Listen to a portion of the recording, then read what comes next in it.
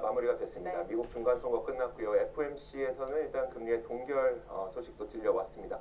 이렇게 시장의 불확실성이 어느 정도 해소됐음에도 불구하고 오늘 우리 시장이 또 하락하고 있네요. 네, 시장 분위기가 이렇다 보니까 주변에서 많은 질문들을 하더라고요. 요즘 시장 심상치 않다는데 네네. 너 주변 이렇게 출연하시는 분들 어떤 얘기 해주시니? 하면서 네. 저한테 주식 투자한 친구들이 많이 물어보더라고요. 방송에서 보는 그대로라고 말씀하시죠. 네, 그러니까 그 친구들이 지금 이 방송을 꼭 네. 봐야 되지 않을까 싶습니다. 오늘 이러한 질문에 시원하게 답변해 주실 두 분을 저희가 모셨습니다. 무국선생 이승조 대표님, GFM 투자연구소 이진우 소장님 모셨습니다. 어서 오세요. 어서 오세요. 네, 안녕하세요. 반갑습니다. 네. 사실 저희가 이 두 분을 10월 급락장 직후에 한번 모셨었어요. 네, 맞아요. 그래서 그때 나왔던 이야기를 좀 간단하게 요약을 해드리면, 물론 그 유튜브 검색창에다 이진우, 이승조 치면은 검색을 하실 수가 있습니다. 근데 네. 일단 저 못 보신 분들을 위해서 좀 요약을 해드리면, 일단 이승조 대표는 중간 선거까지는 어차피 트럼프가 판을 안 깰 테니 그 이후가 중요할 것이다, 이런 이야기를 해주셨었고요. 네. 이진우 소장도 좀 비슷하긴 했었는데, 중간 선거와 FOMC까지는 반등을 모색하는 시장이 펼쳐지겠지만 그 이후에 뚫고 올라갈지 아니면 여기서 꺾일지 이건 그때 돼 봐야 한다, 이런 이야기를 좀 해주셨어요. 지금 그때가 돌아있기 때문에 오늘 두 분께 네. 시장에 대해서 오늘의 흔들림을 또 어떻게 받아들여야 하는지에 대해서 좀 질문을 드려보겠습니다. 미국 중간선거 결과 어떻게 보셨을지, 양분된 이 미국 의회, 국내 증시에는 또 호재일지 악재일지 네. 먼저 이승조 대표님께 질문 드려볼게요. 대표님 어떻게 판단하십니까, 현재? 저는 묘하게 균형이 맞춰졌다는 느낌이 듭니다. 그러니까 트럼프도 본인이 승리했다고 그럴 거고, 네. 그 다음에 민주당도 자기가 승리했다고 그럴 텐데, 네. 그냥 중화됐다라는 느낌이 들고요. 제가 가장 중요하게 보는 거는 이제는 중간선거 이후에 미국 시장을 쫙 보면서 연말까지는 저는 길이 정해진 것 같습니다. 그냥 네네. 판은 안 깬 상태에서 한 단계 더 랠리는 나오겠는데 에너지는 그렇게 크지 않겠다라는 생각만 갖고 있고요. 그거를 대표성 종목 갖고 판단하겠고요. 그 다음에 두 번째로 우리 시장도 길은 정해졌다라는 생각이 듭니다. 그 색깔이 참 일반 투자자들한테 답답하지만 일반 보유 비중이 많은 코스닥이나 개별성 종목이나 북방 테마 요새 굉장히 네네. 핫한 그런 종목들은 오히려 떨어지거나 못 가고, 오히려 배당 성향이 높거나 그냥 시가 상위 종목들의 패시브 전략에 주가 관리만 들어가겠다. 네, 네. 그래서 상당히 투자자들한테는 외로운 장이고, 저는 지수는 오히려 지금보다 한 100에서 100에서 더 올라간다. 그러나 떨어지는 종목은 많은 상태. 상승 종목과 하락 종목의 차별화가 너무 극심화되고, 그 다음에 상승 종목은 오늘 딱 해답 준 것 같아요. 삼성전자, SK하이닉스 배당주는 지주사들, 그리고 네. 배당 성향 높은 것들, 이걸 연기금이 더 특화시키는 것 같고, 그게 시장의 길이 하나의 윤곽이 나오는 하나의 징후가 아닌가 이렇게 판단합니다. 시장이 소외되는 일들이 훨씬 더 많아질 수 있다는 네. 게 걱정스럽네요. 지난번에도 말씀하셨던 게 이제 삼성전자와 SK하이닉스를 보면서 시장 분위기를 판단하겠다라고 말씀하셨던 그 똑같은 내용을 이승조 대표께서 이야기를 해주셨어요. 네. 이진호 소장께서는 좀 이번 중간선거 어떻게 보셨어요? 사실 지난번에 말씀하셨던 게 이게 중간선거 결과가 어떻게 나오든 간에 네. 트럼프가 그 중간선거 이후에 어떤 모습을 보이느냐가 더 중요하다고 말씀하셨어요. 트럼프 대통령 기분 좋아 보여요, 요즘. 기분 좋아하고, 예, 그런 것 같습니다. 뭐 이렇게 이승조 대표님께서 균형이라고 말씀하셨는데, 저는 그 계속해서 그 미국의 대표 상황을 보면서 그 결과를 보면서 느낀 게, 첫 번째 그거는 우리가 2016년에 브렉시트 투표, 국민 투표, 그리고 11월에 있었던 미국 대선, 그 두 번에서 계속 그 이전에 나왔던 여론조사나 아니면 언론의 전망, 이런 것들이 그대로 뒤집어져 가지고, 네, 이번에도 사실 다들 한번 투표 결과는 까봐야 한다, 이런 생각이었죠. 최악이 민주당이 하원 상원 다 승리하는 경우인데, 그 경우는 이제 피했습니다. 그래서 양쪽 다, 이승주 대표님 말씀하신 양쪽 다 이겼다 그래요. 가끔씩 저 복싱이나 그 UFC 보면은 치열하게 접전을 벌이다가 마지막 라운드 공이 울리면 두 선수 다 이겼다고 막 난리치는 경우 있죠. 그런 경우인데, 저는 이렇게 한번 해봅니다. 준비한 슬라이드 보시면 아까 화면에도 나왔지만, 이 현재 여기 생각보다 아직 개표가 완전히 안 되네요. 이 1시간 전에 뉴욕타임스 화면입니다. 네. 아직도 몇 석은 218석이 넘었으니까 한 러플리 230석은 그 민주당이 가져가겠는데, 공화당의 패배, 그러나 트럼프의 승리, 저는 이렇게 보고 싶습니다. 우선 공화당이 패배한 거는 양당을 다 장악하고 있다가 하원을 내줬으니까요. 하원은 좀 크죠. 여기서 이제 예산도 다루고 모든 입법권이 여기 있고, 문제는 이제 그렇게 해서 하원에서 법을 만들어서 특히 트럼프 대통령에게 부담스러운 법을 만들어서 가자 했는데 상원에서 부결하면 또 안 되니까. 그래서 이걸 다 교차 상태라고 얘기하는 겁니다. 되는 것도 없고 안 되는 것도 없는 거예요. 근데 트럼프 대통령 승리인 것은 저는 처음에 이 트위트를 보면서 그냥 한 줄, 제가 처음 받은 느낌은 심기가 불편하구나 싶었는데 이렇게 하루 이틀 보니까 또 다른 분석 기사들도 보고 하니까 저 짧은 저 문장이 뭐 틀린 말은 아니겠다. 본인에게는 승리예요. 네.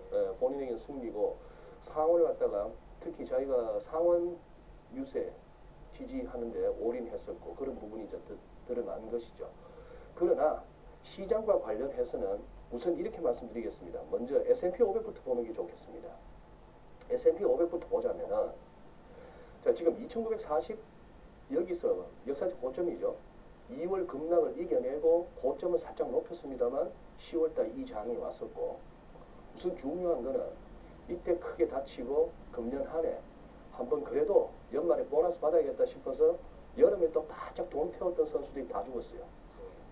이런 장에서는 뭐 기관들이라면은 못 버티고 손절을 해야 됩니다. 그런 장인데 그래서 지금 딱 여기까지 온 겁니다. 이거는 다 알고리즘이 다 입력되어 있을 거예요. 이번 급락장에 소위 말하는 엘리어트 파동 이론에서 말하는 61.8% 리트레이스먼트의 맥시 이걸 넘어서야 이제 바닥 봤다. 전고점까지는 가보자 하는 그런 장이 나오는데 이걸 트럼프 대통령 당선 확인하고 나서 단숨에 그 레벨까지는 갔습니다만 어제 FOMC 결과를 보면서 미국 증시가 자신 없어 하는 모습이죠. 이런 상황. 여기서 지금 우리 코스피는 저는 제일 우선 크게 보는 거는 금융위기 이후 저점에서 이렇게 이어지는 이 추세선이 이번 10월 달에 깨졌다는 거.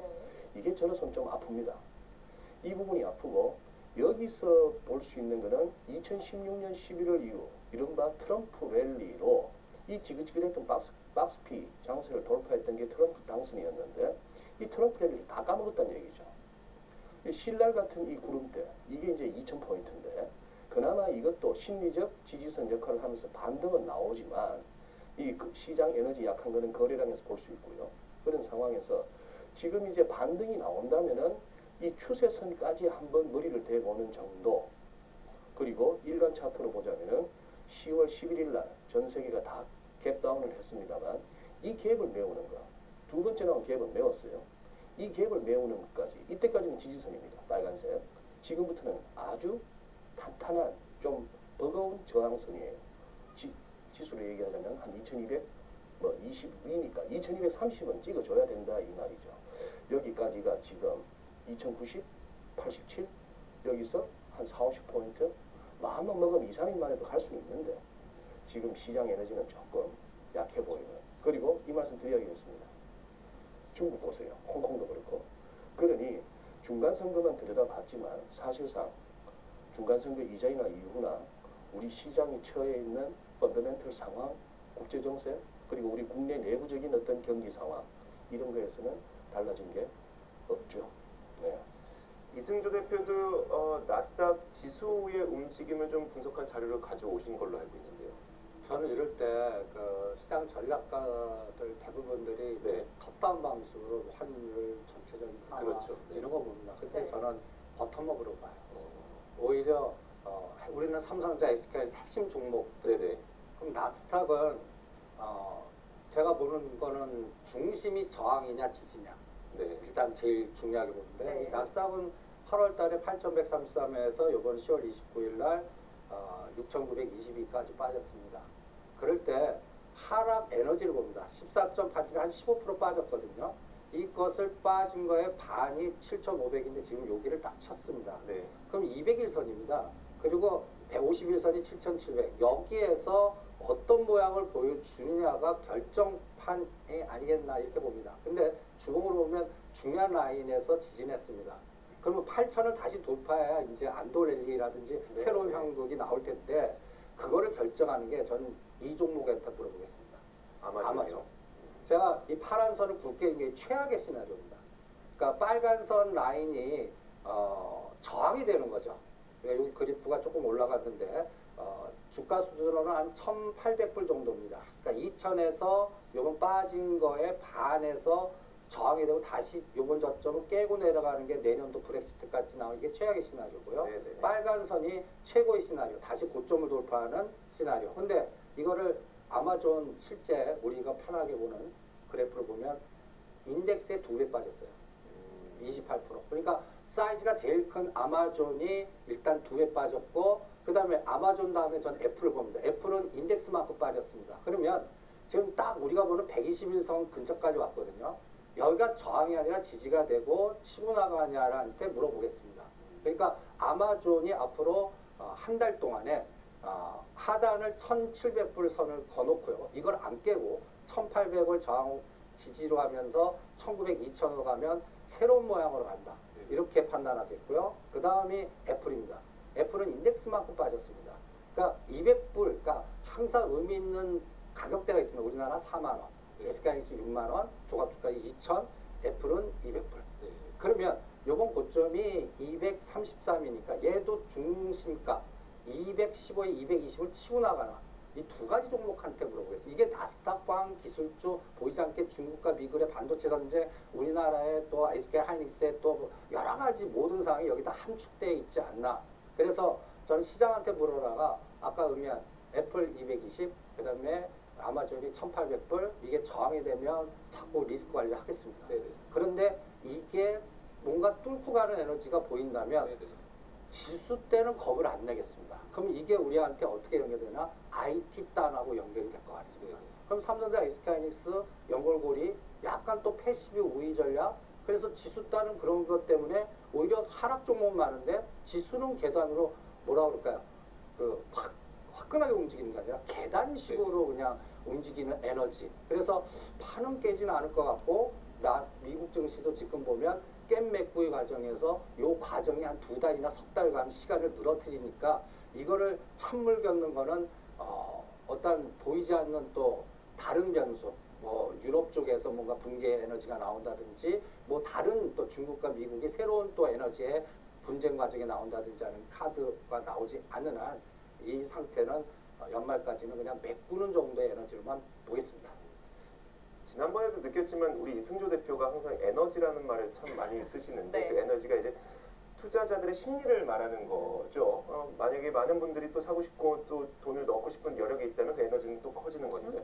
그런데 방금 말씀하셨던 것처럼 이 저항선을 뚫고 올라갈 수 있느냐 없느냐가 두 분 다 동의하시는 게, 이게 올라가야지 그 위로 올라가는데 이걸 뚫고 넘어가야 올라가는데 이겁니다. 그러다 보니까 대외 변수를 살펴보지 않을 수가 없을 것 같아요. 첫 번째가 미중 무역 분쟁이 앞으로 더 갈 것이냐, 네. 아니면 좀 완화될 것이냐 이걸 텐데, 사실 이번에 그 중간 선거로 인해서 하원을 민주당한테 준다고 하더라도 어차피 지금까지 트럼프 대통령이 그 시행해왔던 정책들도 의회 통과하는 정책보다는 이제 본인의 힘으로 할 수 있는 정책들이 대부분이었기 때문에 중간 선거 이후에 이 미중 무역 분쟁이 좀 완화될 것인가를 생각해 보면 좀 아닐 것 같기도 하고요. 전망 어떠세요? 저는 완화는 안 될 것 같습니다. 그냥 트럼프는 계속 그 민주당도 그 전략에는 크게 변화가 없는 것 같고요. 네. 대내적인 뭐 부분에서의 차이가 있을 뿐이지. 그래서 이 분쟁은 계속 될 것 같은데, 제가 연말까지 보는 거는, 제가 이럴 땐 또 위치를 좀 바꿔보면, 내가 싱가포르나 홍콩에 있는 헤지펀드 CIO예요. 네. 이렇게 됐을 때 한국 시장 만한 판이 없습니다. 솔직히 전 세계적으로 유동성이나 변동성이나. 그러면 한국 시장을 딱 놓고 볼 때 내가 엔캐리에서 가장 중요한 건 엔화 동향을 보겠습니다. 내가 캐리를 해갖고 엔캐리나 달러 캐리, 엔캐리 해갖고 이거를 갚는 상황까지 나오는 그런 상태만 아니면 아시아 쪽에서 뭔가 변동성 전략을 유도해서 뭔가 하는데 한국 시장을 놓치지 않을 거라고 생각합니다. 이게 첫 번째 이유고요. 그 다음에 두 번째로는 미국의 안만 관세에도 이제 중국은 저는 해답이 나온 것 같아요. 중국의 양적 완화, 부채로 메꾸는 전략을 중국 정책 당국자들이 하는 것 같아요. 그래서 우리 어떤 느낌을 받았냐면, 중국도 부양대책 보이지 않는 손에 의한 부채로 메꾸는, 그러니까 우리가 서양적 사고로 보면 저 말이 안 되고 저건 무너져야 되는데, 중국 정책 당국은 앞으로 6개월 동안 보이지 않게 정책 전략을 해서 연준 흉내 낼 것 같아요. 뭐 돈은 기축통화는 아니지만 네네. 찍어갖고 했듯이 부채로 맡기는 정책이나 여러 가지 어떤 거를 인민은행 중심으로 할 것 같습니다. 그래서 묘하게 홍콩 상하이은행은 10월 같이 급락했는데 중국 대표되는 은행주를 보면 7월달 저점 치고 지금부터 우상향입니다. 네네. 그래서 왜 이럴까라고 그쪽 또 파트너하고 좀 얘기해 보면 결론이 그냥 위에서 지지 내려왔다. 그럼 뭐 까라면 까야지. 뭐 이런 그래서 양적 완화 정책에서 어떤 방향을 정해줬고 또 지수 관련해서 인덱스 게임이니까 그러면 시가상위 종목 우리는 삼성전자, SK하이닉스, 셀트리온 아닙니까? 네네. 중국은 은행입니다. 맞아요. 은행이 상이니까 네. 이런 거에 대한 관리가 나오지 않았나. 그래서 저는 가장 겁내는 게 위엔화하고 엔화의 상대 속도. 그래서 네. 가장 좋은 환경이 엔화는 약세로 가고요. 네. 위엔화하고 원화는 강세로 가는 구도만 나와주면 그래서 제가 선을 받았습니다. 엔은 좀 약세로 가라. 그래서 그리고 위엔화는 6.9를 깨서 6.8이나 6.7까지 떨어지는 에너지가 우리 원화는 여기 원화 그래프가 요 원화 그래프가 1,200원을 깨서 1,100원 정도도 깨는 에너지만 나와주면 그러면 시가상위 종목들 인덱스 게임은 그렇게 겁낼 필요는 없지 않겠나 이렇게 판단을 하고 그거를 롱숏 전략을 대표하는 헤지펀드들이 그걸 이용할 거다. 그리고 또 하나 보이지 않게 연말 11월 12월에는 저는 한 보이지 않는 3조 정도의 보이지 않는 매수 에너지가 들어온다고 봅니다. 국내에. 예. 네. 이건 뭐냐면 우리 금융연금이 그 중지시켰잖아요. 네. 그래서 요거 갚아야 되는 그 환매수 에너지. 네네. 이럴 때 제가 보는 수치가 공매도 상위에서 어떤 것들이 쇼커버링이 들어오고 공매도 상위가 많은 게 뭔가 네. 그게 다 시가 셀트리온 뭐 대표 대성 종목들이에요. 그렇죠. 이게 보이지 않게 지수는 받쳐줄 거다. 그래서 전략적으로 이 장을 뭔가 좀 정책 당국자들이 좀 이 현장 바닥을 알았다면 이번에 국민연금 그 대여 금지시킬 때 한시로 공매도 전략 금지도 같이 썼으면 오히려 헤지펀드 운영자들이 놀래갖고 이 수요를 했을 텐데 그렇죠. 네. 그렇지 않았기 때문에 요 시차가 한번 대차 빌리는 사람들이 오히려 더 죽였다가 가는 에너지가 한번 나왔고 그렇죠. 네네. 그 다음에 지금은 오히려 쇼커버링 에너지가 대표성 종목들 중심으로 서서히 나오지 않을까. 그래서 11월, 12월은 저는 시가 1등부터 10등 종목은 겁을 안 냅니다. 네. 근데 목표 수익률은 7에서 10%밖에 안 나거든요. 그래서 그 정도로만 판단해서 대응을 해볼 생각입니다. 두 분 모시기 잘했죠? 네, 조금 시장 대응하시는 분들이 좀 안개가 좀 거쳐가는 네네. 느낌이 들지 않을까 이런 생각도 살짝 들고요. 저희도 들으면서 사실 시간 가는 줄 모르고 그러니까요. 네. 말씀을 전해 듣고 있습니다. 자, 이진우 소장님께 그 얘기가 여쭤보고 싶었어요. 사실 뭐 트럼프 대통령이 등살에도 참 꿋꿋한 제롬 파월 연준이죠. 네. 이번 금리 결정 그리고 앞으로의 방향에 대해서 그가 어떤 행보를 보일까요? 적어도 연준이 잘하는 거는 그거죠. 자기들의 말은 지킵니다. 네. 그리고 이른바 시장과의 그 커뮤니케이션에 있어가지고 깜짝깜짝 놀라게는 안 하는 거죠. 지금 뭐 옐런 의장 때부터 해서 그 후임으로 온 제롬 파월, 네. 지금 이제 연준은 따박따박 자기들이 제시했던 길을 가고 있는 중입니다. 그래서 지금 다 이제 짐작하는 거 아니에요? 12월에 금리 한 번 더 올릴 것 같고 내년에도 지금 애초에 제시한 대로 봐서는 3번 더 금리 올리는 상황. 여기서 우리는 당장 11월 30일 날 이 와중에도 올릴지 못 올릴지. 지금 국채 수익률로 대변되는 시장 금리는 이 정책 금리 갭보다 더 벌어져요. 지금 미국을 2.25로 보고 우리가 1.5로 보면 75bp 아닙니까? 지금 국채 수익률로 보면 한 90bp 우리가 더 낮아요. 뭐 그런 상황까지 왔는데 연준의 스탠스는 이렇게 보시면 될 것 같습니다. 뭐 이 말 저 말 하지만 뭐냐 하면은 그냥 골골 80으로 가자는 거예요. 여기서 갑자기 S&P 500이 중간선거 끝났다고 불확실성 제거 뭐 중국하고 저기 시진핑 주석하고 트럼프 대통령하고 G20에서 만나고 하면은 그래서 갑자기 S&P 500 3,000 넘고 뭐 나스닥은 만 가자 이런 장은 연준도 아는 거예요. 그 다음에 오는 거는 반토막이라는 거예요. 그렇다고 지금 여기서 바로 이미 시장이 무너지기는. 그리고 누구나 다 얘기합니다. 미국도 이 경기 좋은 거에 꺾이는 게 한 1년 내지 1년 반, 뭐 길게 보면 2년 남았다. 이 얘기는 다 우리가 하고 있잖아요. 네. 그 남은 1년 내지 2년 이 장을 갖다가 끝까지 누리면서 먹을 것이냐, 아니면 이 정도에서 나는 뭐 아직 이 정도가 남았지만 여기서 나올란다 라고 생각을 할 수도 있는 건지, 아니면 남은 1, 2년이라고 해서 그것이 꼭 증시의 호황으로 가느냐. 어쨌거나 연준도 중국 당국도 뭐 인민은행을 포함 거기도 뭐냐 하면은 부러지지도 말고, 그리고 미친 듯이 펄펄 뜨겁지도 마라. 이제 그렇게 이제 가는 중이죠. 가는 중이라서 뭐 이렇게 봅니다. 지금 우리 시청자 여러분께서 어떻게 판단하시는가 궁금해요. 미국채 수익률을 10년물 벤치마크죠. 일간 차트로 봅니다. 보면은 느낌은 그래요. 2017년 9월부터 해서 작년 9월부터 해서 꽤 올라왔네. 이거 한 2% 근방에서부터 3%, 3.25 근처까지 왔네. 그리고 이 정도 같으면은 또 차트 보는 사람들은 더블탑도 보이네. 그런데 좀 큰 그림으로 볼까요? 큰 그림으로 보면은 여기서 왠지 우리 이성재 대표님 자주 쓰시는 표현으로 에너지가 느껴지지 않습니까? 뭔가 일간으로 봤을 때는 많이 온 것 같은데, 이렇게 봤을 때 중간에 잔파동은 어떤지 몰라도 뭔가 이게 크게 돌아선다는 느낌 들지 않느냐 이 말입니다. 지금은 이제 방금 살펴보셨던 미국채 10년물 3.25를 넘으면 시장에서 예상하는 건 뭐 너무 길게는 못 보니까 3.5나 3.6 이렇게 얘기합니다만, 이게 결국 4% 5%로 가는 그게 올 것인가 하는 부분이 이제 걱정되는 그런 상황이죠. 연준은 그거 합니다만, 아까 또 중국을 설명하는 가장 좋은 표현, 까라면 까라 하는 그 말씀 하시지 않습니까? 지금도 들어가 보세요. CNBC 같은 데 보면은 시진핑 주석의 그 근엄한 모습이 나옵니다. 자꾸 민간기업 얘기를 해요. 예? 이 말은 민간기업에 문제가 있는 거예요. 이걸 지금 돈으로 또 덮겠다는 거예요. 돈 플러스 덮겠다? 그 와중에 위안화가 약세로 갈 수 있는가? 불안한 거예요.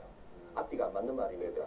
예, 그런 상황이라서 지금은 이제 최소한 한번 덮어보겠다 하는 그런 상황이고, 시장도 스스로 무너지진 않겠습니다만, 지금 이렇게 현 상황에서 희망적인 메시지만 드릴 수 없는 거는, 우리나라 증시를 보나 미국을 보나 어디를 보나 지난 연초 2월달 그리고 10월달 이 두 번의 데미지로 인해 가지고 시장에 말이죠, 지금 본전 생각나는 사람들이 너무 많다는 게 이것이 치고 가기 어려운 겁니다. 그래서 장 좋을 때는 역사적 고점 경신하면은 이거는 내가 빠져나와야지 하는 생각보다도 어디까지 가는가를 지켜보든지, 뒤늦게라도 뛰어드는 세력들이 있기 때문에 쭉쭉쭉 가지만, 한번 이렇게 크게 부러진 장 이후에는 뭐 트럼프 대통령 당선 이후에 일종의 쇼카드 장이 와가지고 그렇게 바짝 뭐 다우가 600포인트 뛰기도 합니다만, 그 다음에 하단에 300포인트라도 가져야 이게 팔로스루가 있는 건데, 그게 안 된다는 얘기는 그런 어떤 한계는 분명히 인식하고 가야 되는 거죠.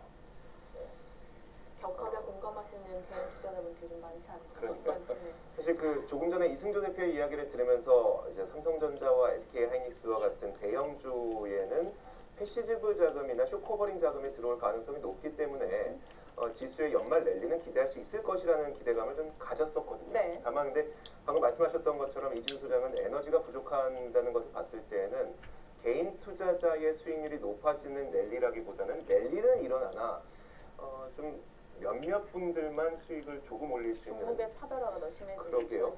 자, 연말 랠리에 대한 전망을 좀 여쭤보고 싶은데 어떤 식으로 나타나게 될까요? 그래서 저는 항상 조심할 게, 원달러하고 3년짜리 국고채가 같은 방향으로 급등해갖고 엑스트만 안 나오냐, 그냥 내부적으로 차별화가 된다. 그런데 제가 그럴 때 투투 매트릭스로 이 그림을 보거든요.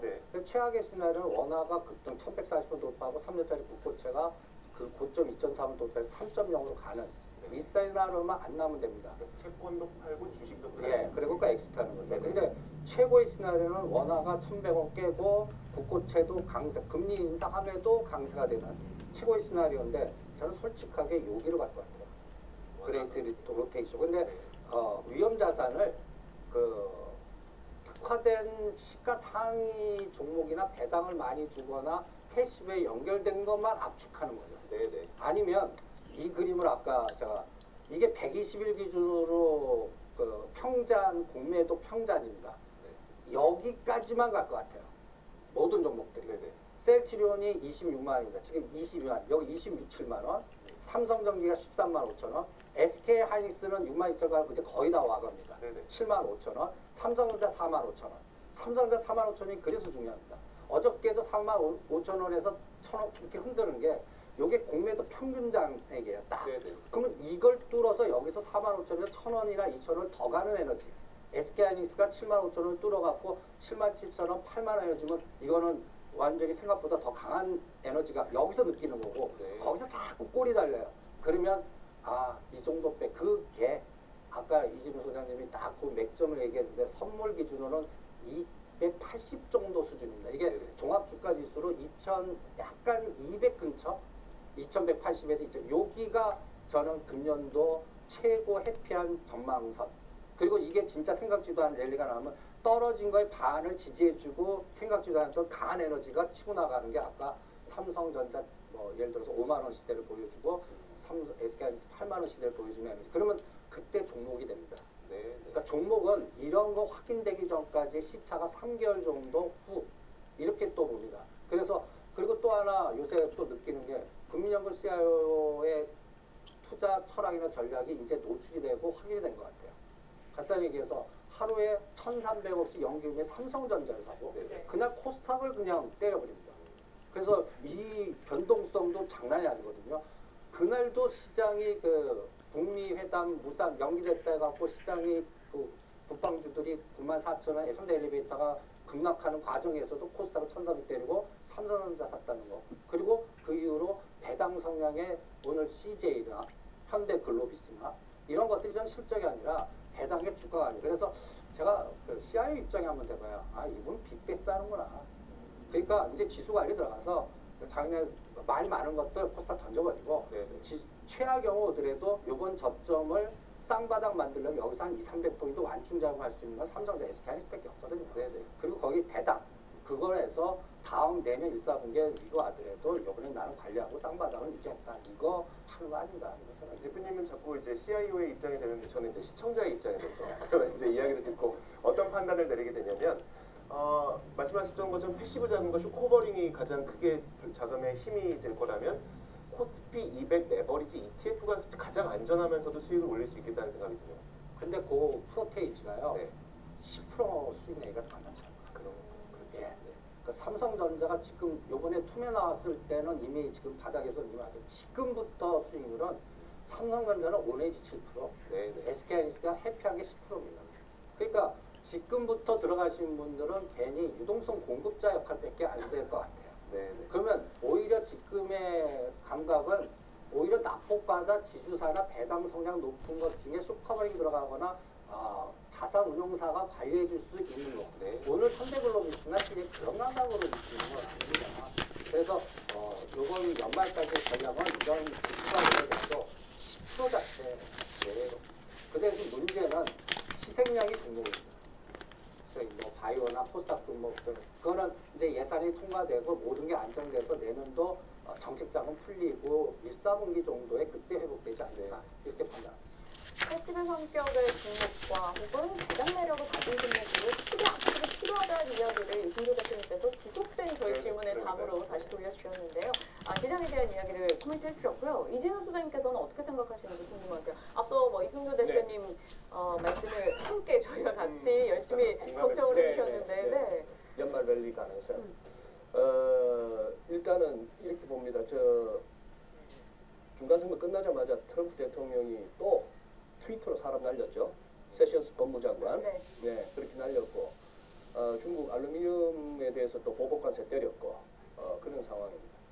쉽게 변하지 않습니다. 사람은 쉽게 변하지 않고 그래서 우리가 중간선거 이전에 항상 시장과 관련해서 살폈던 수급 이외에 그런 것들은 이후에도 계속해서 살펴야 되고 또 하나 지금 이제 그겁니다. 계속해서 중국 변수는 딴 거 없이 저렇게 애를 쓰고 있는 중국 당국임에도 불구하고 결국 이 말 6.99에서 이항이 1달러가 6.99에서 7.01로 가봐야 그거 뭐 0.02죠. 그럼에도 불구하고 그 소위 말하는 그 중요한 크리티컬한 심리적인 그런 부분이 있습니다. 자, 7위안을 넘게 되느냐 하는 부분이죠. 지금 오늘 또 시청자 여러분께서 또 주목하셔야 될 것은 우리 환율이 급격하게 갑자기 뜁니다. 오늘. 예. 이 부분이 돼요. 그래서 지금 세 가지입니다. 이제 계속해서 또 이태리 얘기 나올 겁니다. 유럽 쪽에서는 이태리 얘기 나올 것이고, 그 다음에 중국 관련해서 계속 살펴보셔야 되고, 아까 이승주 대표님 말씀하신 것 중에 우리가 언론 매체에서나 우리 뭐 거의 좀 그들만의 리그다 싶어서 국채 선물이나 국채 채권 시장 얘기를 잘 안 하죠. 시청자 여러분 좀 어렵기도 하고. 그죠? 우리 환율이 안정적일 수 있을 때 것은 주식은 팔지만 채권을 샀어요. 그동안. 그런 것들이 있는데, 그래서 지금 연준의 스탠스가 되었건 뭐가 되었건 간에 주식도 팔고 외국인들이 우리나라 채권도 파는 양상으로 와서 뭐 국채 선물 있고 떨어지는 모습 이런 것들 이제 체크를 하시면서 가야 되고 그런 겁니다. 그래서 만약에 환율이 뭐 저도 결국 환으로 접근을 한다면은 이게 1,100원 아래로 가주는 흐름이 돼줘야 주식이 좋아요. 근데 그것이 아니라면은 뭐 달러 인덱스를 보나 달러 미안을 보나 제가 계속 드리는 말씀은 그죠? 중장기적인 달러 약세 전망 너무나 논리적이고 너무나 합리적이고 듣고 있으면 빠져듭니다. 저도 공감해요. 그러나 그 중장기적인 달러 매도 빅숏 얘기까지 하는데 그 빅숏을 쳐서 뭘 살래라고 했을 때 딱히 사고 싶은 건 없어요. 위안 사고 싶지도 않아요. 뭐 유로도 뭐 그래요. 그렇다면 이 논리에도 뭔가 허점이 있는 겁니다. 즉 달러를 대신할 수 있는 아직 대안이 없는 가운데에 그런 상황이라서 환율이 안 밀려준다.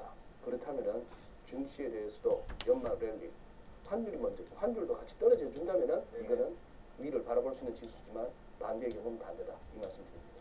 네. 자, 여러분들께서도 오늘 많은 이야기를 들으셨겠지만 그 중에 네. 중요한 것이 바로 환율이 굉장히 중요하고요. 그리고 국채 금리도 굉장히 중요합니다. 어렵다고 생각하지 마시고 이게 얼마나 큰 시장의 중요성을 갖고 계시는지 좀 인식하시면서 이게 어떻게 변하는지 보고 그것이 이제 그러면 앞으로 지금 현재 시장 심리가 이렇구나 이런 것들을 좀 느끼시면서 투자하셨으면 좋겠습니다. 다시 보기 하고 싶으시다면 유튜브 여러분 꼭 돌려보셔서 두 네. 분의 의견 다시 한번 챙겨보시면서 정리하는 시간들이 필요하지 않을까 저희가 생각이 검색 쉽게 듭니다. 이승조, 이진호 이 검색으로 좀 하도록 할게요. 네, GFM 투자연구소 이진우 소장님 그리고 부국선생 이승조 대표님과 함께했고요. 탐나는 주식 투팸 같이 인사드리도록 하겠습니다. 시청해주신 여러분 고맙습니다.